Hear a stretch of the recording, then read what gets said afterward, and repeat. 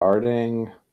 Okay, this is take two. We got the start button this time. Guys, welcome back to the Syndicate. I'm in Toronto. We've got a new background, much better than my old one. I'm here visiting some awesome VCs, but I've got somebody pretty awesome on the line. Brad's for Luga. It's almost impossible to read his name, but he's killing it as a VC with Primary VC, a founder, managing partner, and wanted to get him on the program to talk about Virginia. Turns out he's in Manhattan. My research is terrible. Thanks for coming today, Brad. My pleasure. I see you took a year off. Are you from South Africa? No. But I spent a year there, a few years out of college when I was a strategy consultant, and had decided not to go abroad in college, and then promised myself I was going to go do something rather adventurous at some point once I got out of college. So that was that. What did the adventurous stuff end up being? So you went to South Africa. How'd you like it? How was the scene? It was a blast. It's outside of things that have happened with my kids, I would say it's unquestionably the best year of my life. The firm I worked for at the time had an office down there, and so I managed to get transferred as an expat for a year, and did a ton of traveling, and then at the end took a 4-month sabbatical, and walked out of Joburg to a bus station, and went wandering around southern and eastern Africa for nearly 4 months, which was amazing. When was this? This was late '98. Fall of Ooh, 98. so was this pre-apartheid ending? No, Mandela was president, had been for a few years. It was when I got there, the Truth and Reconciliation Commission was in full swing. It was a pretty fascinating time. And I was working for CocaCola was our client, and Coke had left the country during apartheid, like most multinational companies had.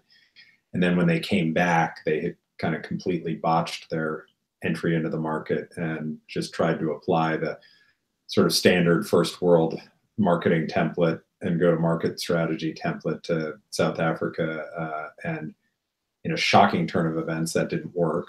And we came in to help them kind of totally reassess how they were going to market, which meant we were doing a ton of research on the culture and the makeup of the economy and the retail infrastructure and all of that, which involved going into townships and exploring the shebeens, which are these little informal bars, and tuck shops, and spazas, which are these little informal retail outlets. And basically I was getting paid to hang out in and learn about this culture in a really powerful firsthand way. It was amazing. You were getting paid foreign currency as well, so it was even more amazing, I imagine. Yeah, I was getting paid American dollars and staying out of the country long enough to dodge Uncle Sam on most of those earnings. So it was all a great formula. You can never dodge all of it, though. You still have the golden handcuffs of America. It's beautiful. But so you're working in these developing markets. What's your focus today as a venture firm, and why didn't you focus more on emerging markets? Good question. Well, I think the U.S. is without question the greatest center of tech innovation and opportunity in the venture world. I had, you'd have to be there, I think, to do it well. I don't think you can be an effective emerging markets early stage investor unless you are living and operating in those markets. And for a variety of, family and personal reasons, well, I loved living there, and would love to do something like that again at some point. I wasn't going to spend my whole life there. And it's for a variety of reasons that the newspaper is pretty clear about. It's a complicated thing to, raise a family, complicated place to have. Especially Joburg. Yeah, exactly. Cape Town would be much easier, especially now. But Joburg back then, I have to imagine it was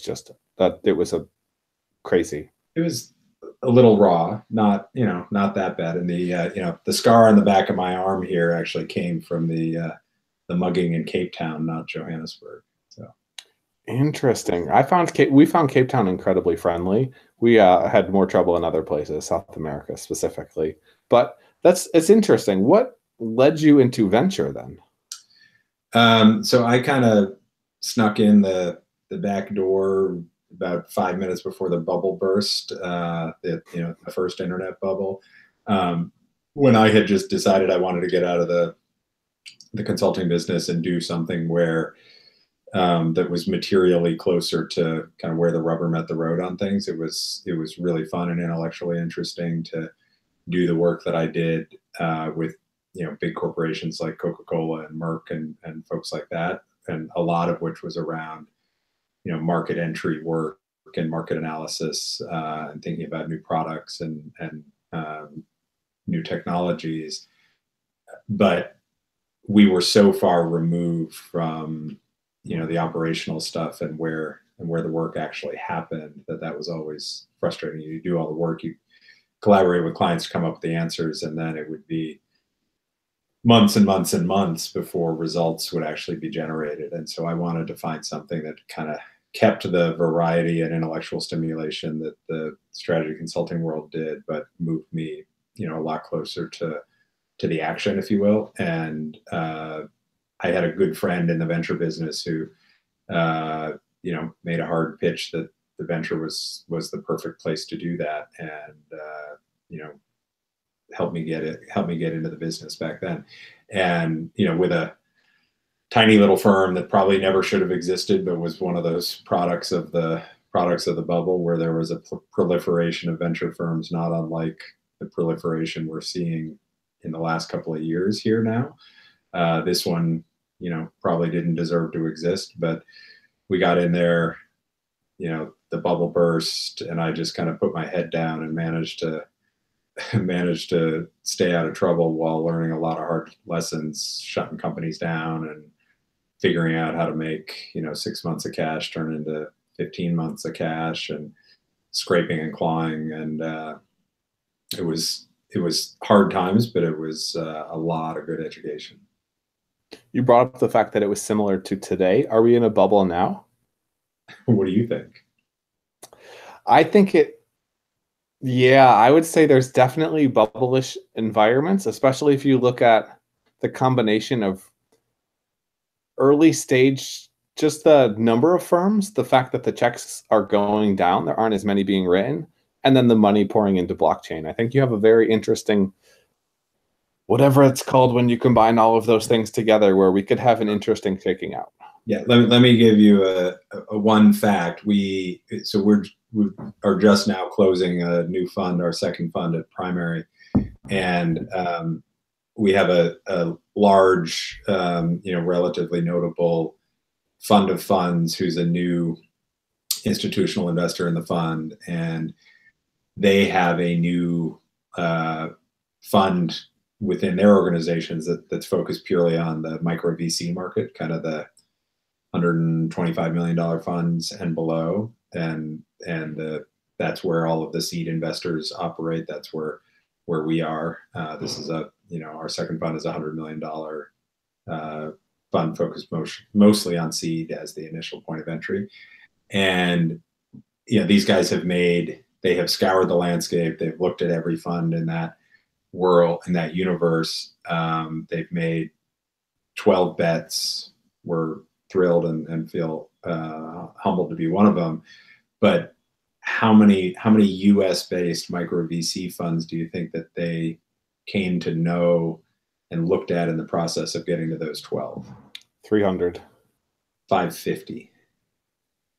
None of them existed 8 years ago. So if that's not a bubble, I don't know what is. Well, there's two things though. None of them existed 8 years ago because it cost so much more to start the business that essentially people were throwing Series A money at something that was essentially nothing. Yeah, fair. which is now Series A or Series B, but originally was a seed deal. So it's kind of, some of it makes sense. And I think when you look at bubbles, it's not actually how a real bubble works, but a real bubble, it's going to go up, it's going to pop, it's going to come back down, not quite as low as it was previously, and then it'll start going back up again. And that's kind of our bubble up, bubble down system of climbing the steps, 3 steps forward, 2 steps back. You're still moving forward, but there are some pretty big drop-offs. Yeah, yeah, fair enough. I So think you're one of the things that is challenging though about this the current environment is now that we're fully 10 years removed from the financial crisis, Mhm. and that means we have an awful lot of people in fairly senior positions in either the venture business or the underlying tech company business who've never lived through a tough market environment. If you got into the market as a, let's say, a 27-year-old graduating from business school in 2009, you kind of knew things were tough, but you hadn't lived through the disruption that caused it. And then all you've ever known for the last 9 years is up and to the right for the market. And I think that creates a fair bit of undisciplined behavior that we're seeing right now. Are you an optimist or pessimist? I'm a venture capitalist, so I have to be an optimist, right? But You I'm need I'm at least one feeling. pessimist in the room, though, always. What's that? I don't remember who it was. Someone real smart said it, but in a room full of optimists, you need one pessimist. Mm-hmm. Well, that's it's an interesting statement. Um, you can't be a VC without being an optimist at a fundamental level. But when you are dealing with entrepreneurs, you're dealing with a class of people who are even more optimistic, whose very existence requires an order of magnitude greater optimism than your own. And so you do become the relative pessimist. How do you deal with that and with expectations when you're dealing with entrepreneurs where, of course, this is going to work and there's not a chance of failure? Because if people realized how hard it was, they wouldn't start or they wouldn't dream as big. And the fact that no one tells you something's impossible is the only reason why you can do something that everyone else thinks is impossible. Absolutely. And I think you can't, while I or my peers in the business end up often being the relative pessimists in the room. Um, and again, it's relative pessimism. I have seen companies really hurt by investors who take that pessimism too far, and rein in operators and hold them back from taking the big swings that they want to take, that their dreams would lead them to. And I think that's dangerous and can be disastrous for companies, or if not disastrous, it can at least be a real shame in the degree to which it keeps them from achieving the highest heights that they might deserve to achieve.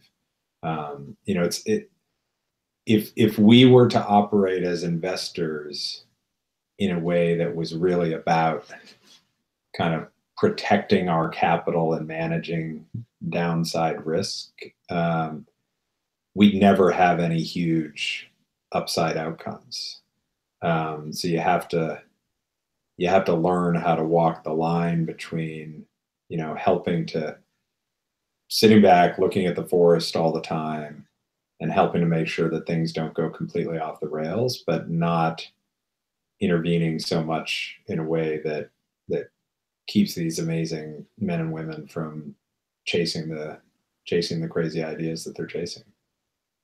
Devil's advocate, you can flip it the opposite way as well, because a lot of VCs push startups to go bigger than they should, which creates a lot of the failing problems where you need to scale faster, you need to go bigger, and ultimately do something unsustainable or impossible. How do you balance that? Because it is that two-sided coin. Yeah, and I have the luxury in my business of a portfolio of opportunities, and in a given fund, we just finished investing a fund that has 25 names in it, and if 3 or 4 of those are really successful, we're going to have a fantastic fund, and that means that I can afford for certainly I can afford for 10 of those things to go to zero, and that doesn't really have an impact on the ultimate performance of the fund if I have those handful that are real outlier performers and then a bunch of solid, doubles and triples. And that's what leads people to, on the investor side, to sometimes like drive too hard, because when you think you've got a potential moonshot, our incentives actually are to push that thing to be as much of a moonshot as it can be. But if you're the founder, it's all you've got. And, I may be thinking, I want this to be $1 billion company, and I'll take the risk that it's nothing on the chance that it might be. And my expected value is maximized that way. But if you're sitting there and it's, well, we could be we know we could be a $250 million company without taking too much risk, that's a massive life-changing event. You never have to work again. Your family is set forever, kind of thing. So it is probably the most fundamental place in which investor founder needs, desires, incentives are not quite as aligned as you might want them to be. They're kind of exponentially inverted, and there's that happy medium zone. And as long as you're somewhere in the happy medium zone, everyone wins. But if you get outside of there, it can get risky. What's your thesis? What's your focus? We are New York based. We are New York focused. We just believe that what's been going on in New York for the last really 10 years since the financial crisis is an amazing burgeoning of innovation, company creation. New York was the New York tech community was, somewhat counterintuitively blessed by the financial crisis, in that it led to this amazing structural shift in the labor market as, tens of thousands of people got ejected from the finance world. And that's a pretty high-powered, capable collection of people. And those people, a not insignificant portion of that population migrated their way to what was, in 08, 09, the beginnings of a pretty exciting rebirth of the tech ecosystem in New York. And that talent pool just supercharged the market in many ways. And so we're now sitting, 10 years later, and those people who were, Sally Smith, who at 28 lost her job at Lehman and went to work for Etsy, which was this, brand new, nobody knew what it was company. And she's a newbie who doesn't really know anything about tech. Well, 10 years later, she's got 2 tours of duty under her belt, a lot of experience. She's now a 38-year-old SVP, C-level person at whatever companies she's at now. And she's a super qualified founder today. She's been around the block. She knows how these companies work. She knows how to build a growth company, and she's ready to start something. So what we're seeing is a real burgeoning of very differently qualified founders in New York today than we were before. And so given what we believe, my partner Ben, Son, and I believe to be the only accelerating pace of company creation and development in New York, and the still relative immaturity of the venture community in New York.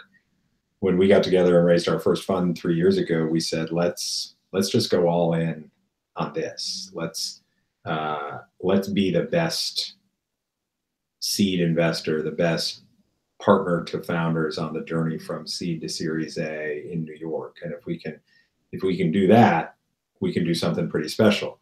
And our belief all along was that the best way to do that was to, not just be Ben and Brad and an associate and an admin, which is kind of the typical model for a fund of this size. But we said, let's build a team that, almost functions like an operating company, and think about the capabilities and resources that we want to bring on board to help those companies.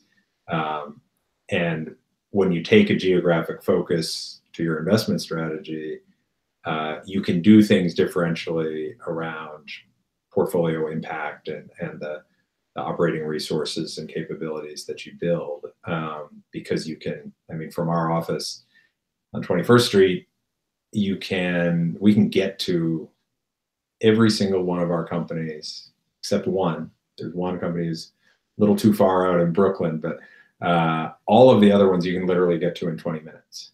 And that's awesome. That's a big part of the magic of New York as well. We're not schlepping up and down 101 or 280 on the peninsula between San Francisco and Silicon Valley. Like, it's all right there. And so, our talent team, we have 2 full-time recruiters, our operating partner, our market development resources, et cetera, they're all able to get out and help us connect with and work with those companies. And we think that creates a very different experience for the companies we partner with. So let me ask you, you said a micro VC under 120 million. Your goal is to work with seed stage. I'm going to ask you a hard question. Is your goal to ultimately build the fund bigger? Because that's how VC incentive structures are aligned. The larger the fund, the larger the management fees. Do you want to always stay small? And if yes, how do you grow and advance while still staying small? We don't want to get very much bigger. And it's a function of we could grow. An important number is the dollars per investing partner ratio. So I would argue that if at $100 million with 2 partners, that's not that functionally different a structure than $150 million with 3 partners. Probably discount it a little bit and say, you could easily be $125, $30 million with 3 partners, and you're not playing a different sport. Your check sizes are the same. Mm-hmm. What's meaningful ownership to you is the same.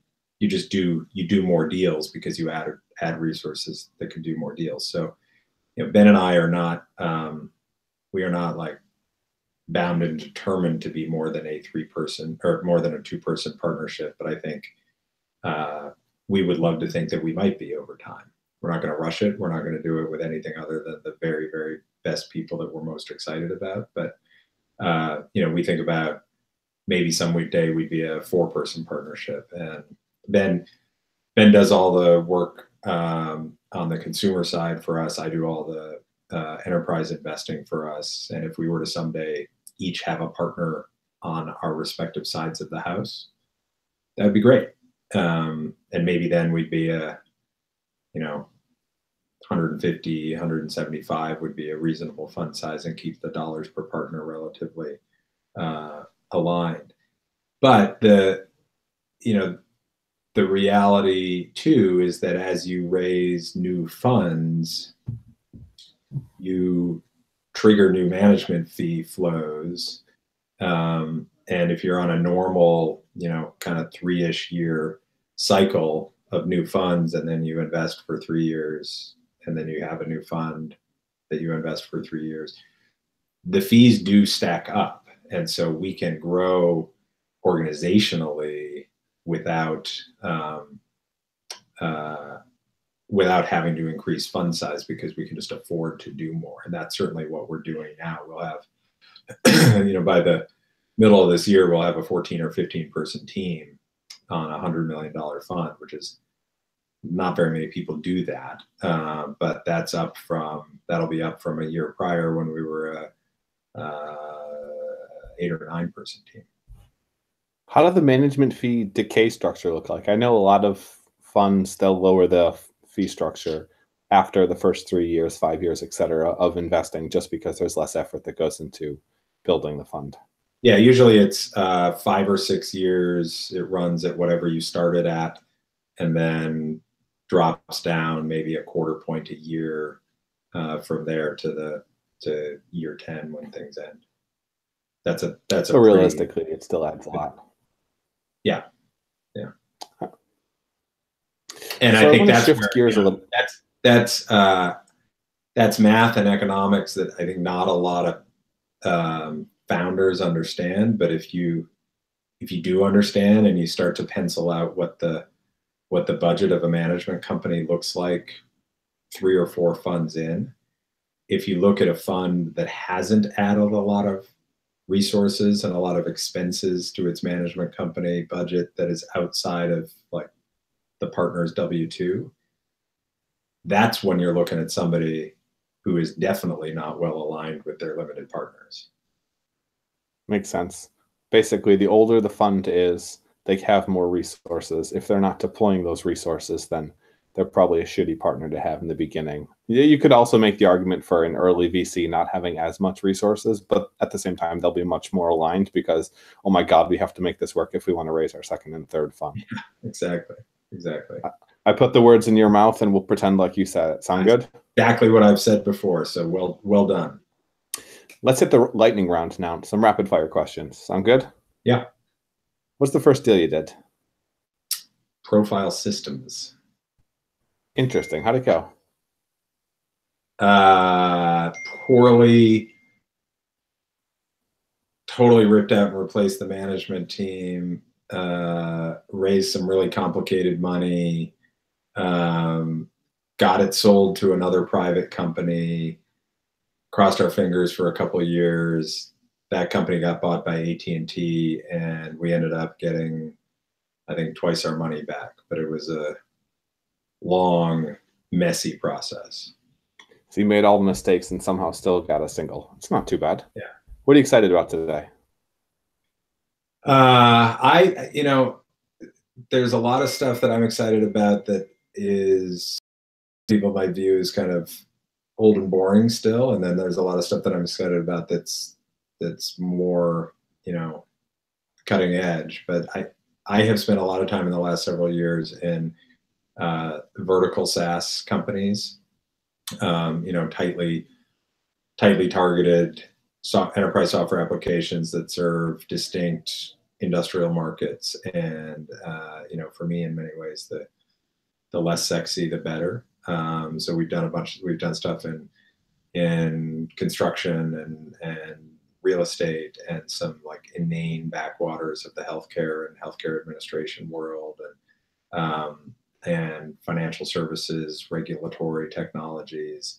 And the reality is if you look across the broader economy, the amount of paper that still exists and the amount of processes that could have operated virtually exactly the same way in 1985 as they do today, it's kind of depressing. But it's also kind of exciting because there's just an enormous amount of opportunity there. Because part of what's led those things to endure so long is that the senior people in those organizations just weren't people who were tech native, grew up with these technologies. And I'm now 45. I'm 23 years removed from college. I'm 25 years removed from the first email I sent. So every day of my professional life has involved email and the web. And that means, me and my peers of my generation, we have a different set of expectations for how things can work than folks who were, dictating letters to their secretaries and sending faxes their entire life. And the 45-year-olds, we're now in charge of.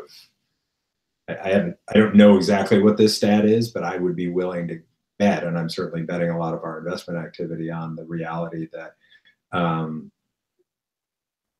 probably well over 2/3 of all technology spend is now controlled by people who are my age or younger, and that has led to a real change in expectations and opportunities. So, and with New York being what I like to call the domain expertise capital of the world, that kind of it has more industries with serious presence here than anywhere else in the world.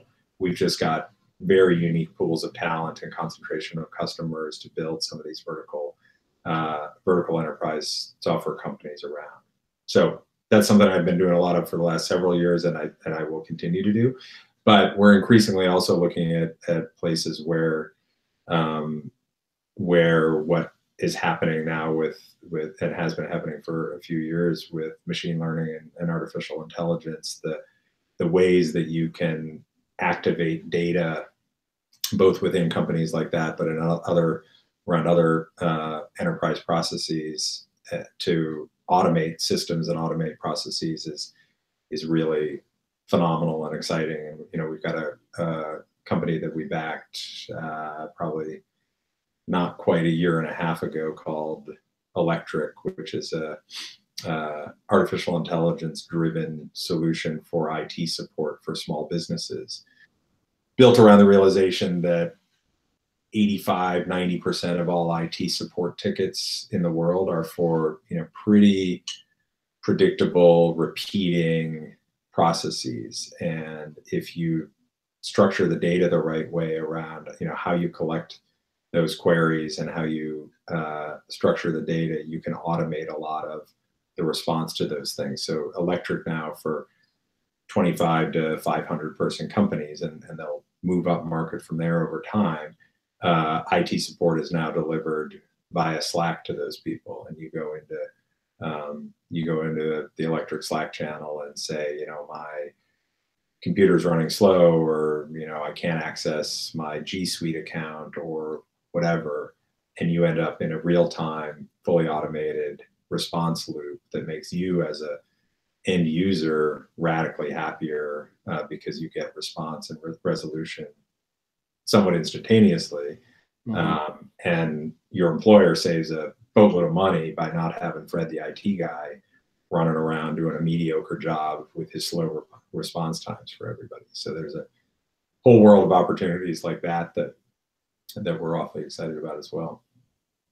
There is. For those, I'm not as sure how strong the network effects are, if that's going to be a large number of players winning those markets. And by winning, i.e. not mass winning, which makes it challenging for larger scale VCs. We have a bunch of larger scale VCs awfully excited about that business right now. So there will not just that in general, but the chat focused solutions. I think that like pure play sort of simple chatbot stuff, you're right. Like there has to be data network effects behind it. There has to be, Electric has more of this data structured in the right way today than I think anybody in the world does. They need to keep the pedal on the floor to keep building that kind of data-driven moat, but they are growing like a weed, so it's working for now at least. Two biggest investment wins to date. Biggest company called Ticketfly that started jointly in New York City and San Francisco. It ended up consolidating to San Francisco. They were built the leading company in the kind of lower and mid-market live music and event space, competing with the Ticketmaster monopoly, but really consolidated much of the bottom end of the market. Sold it a few years ago to Pandora for just under $500 million, and we led the seed round there 5 years before that. Company called TXVia, which is a alternative payments platform that was started by a couple of guys with deep experience in the payments industry in New York City. We were co-leads of the seed round there and started building a great business. We're partnering with Google at a time when Google Wallet, I think this sale was 2013 now, when Google Wallet was really kind of going off the rails. It's questionable whether or not it's ever gotten on the rails, but it was a hugely hyped initiative for Google, and they realized they didn't have the underlying technology answered, and TXVia had built this incredibly flexible and robust platform for building alternative payment systems. And they talked to Google about becoming a customer and ended up buying them, and sort of bittersweet because it became a very important piece of technology for Google. But despite the fact that they paid hundreds of millions of dollars for it, they fired all the customers the next day and just pulled it in house, which is the sort of thing that you can do when you're Google. Well, maybe Google may be having some troubles in the future. I see voice creating challenges in their search business, which is the vast majority of their business. We'll see. It's they're losing badly in the voice race. I wouldn't say they're losing badly. I'd say they're losing the stuff that matter. Basically, Amazon is. I have a book coming out on this pretty soon, but Amazon is killing it just because of the way they've built their system. You use the voice so that you can buy from Amazon, and then Amazon, of course, is going to give you Amazon Basics because you don't want something other than the Amazon version. The Amazon version gives us the highest margins. So Amazon is kind of slowly cutting Google out of everything that matters. But Google's voice technology, to my understanding, is better. It's just used less because Amazon has a easier to use system. And then Apple's just kind of a joke at this point. Yeah, but used less means gets smarter less quickly. And it's so used. Yeah, I would agree. Yeah, that's not a sustainable position. Potentially, I think a lot of the stuff that people use the Echoes for and use Amazon and Alexa for are very simple things: play a song, buy a product, etc. The Google seems to have a much higher level grasp on that, but that's just my understanding from research. We will see how it plays out, though. Yeah. But anti-portfolio, we love the home runs, but we also love the massive strikeouts. Who'd you miss? I passed late in the process when absolutely could have done it on BuzzFeed, which is one of the most successful companies in New York in the last decade.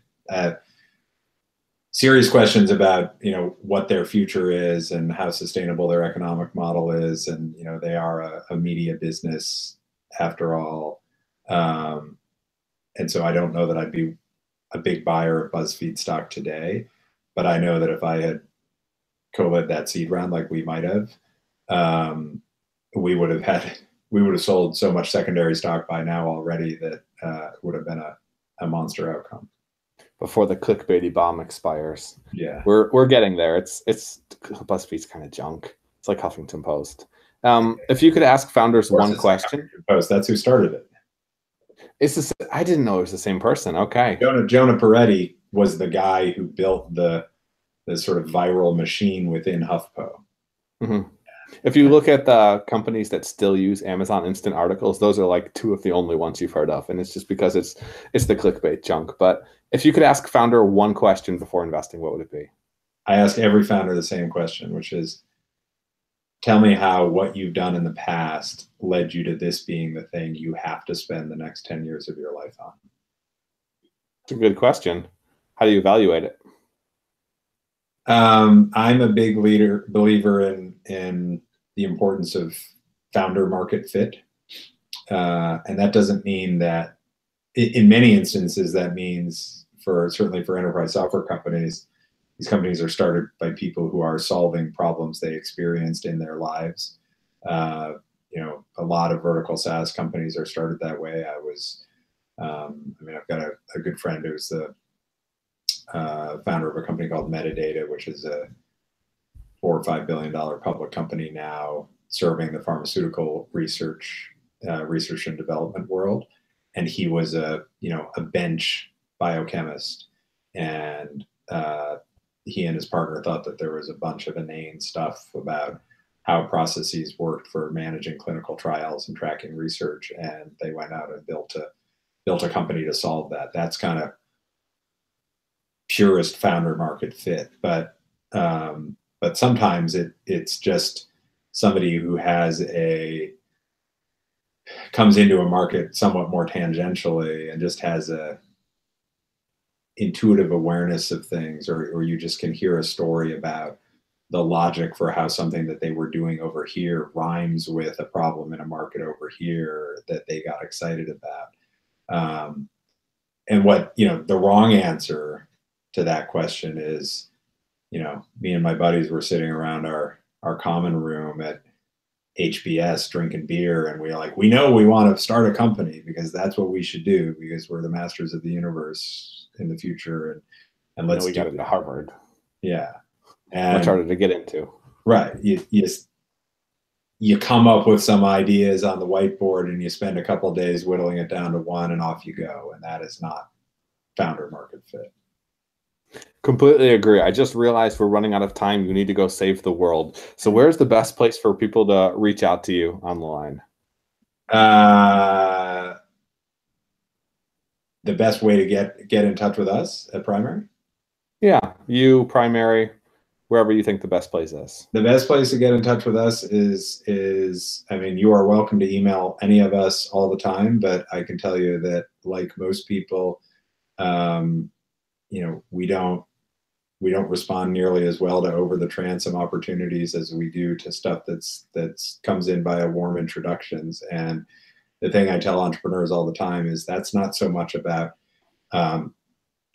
I need you to be validated and introduced to me. It's that one of the hardest things you're going to have to do as an entrepreneur is sell and access people of all sorts, capital providers, customers, the best engineers, the best sales people to lead your business. And you can't do all of that by cold outbound email. You got to work your networks, build your networks, and show you've got them. And so if you can't prove those capabilities on the way into your capital providers, then you're telling your capital providers something about your capabilities. Or your hustle, one or the other. Brad's Svrluga, guys. It's almost impossible to spell. It's like beluga, but it's more like Svrluga. We'll put links and everything in the show notes. Thanks for coming today, Brad. My pleasure. Thanks a lot. And if you guys have enjoyed this and you haven't left a review, shame on you. thesyndicate.vc/iTunes. Seriously, leave a review. It helps us reach more founders, awesome VCs, investors, and it makes me feel not shitty about running this show. I get to meet incredible people, and that's great, but we need to make a big impact here. thesyndicate.vc/iTunes. And thanks for coming today again, Brad. Yeah, thanks. See you later. I'll talk to you guys later soon. Cheers. Bye-bye.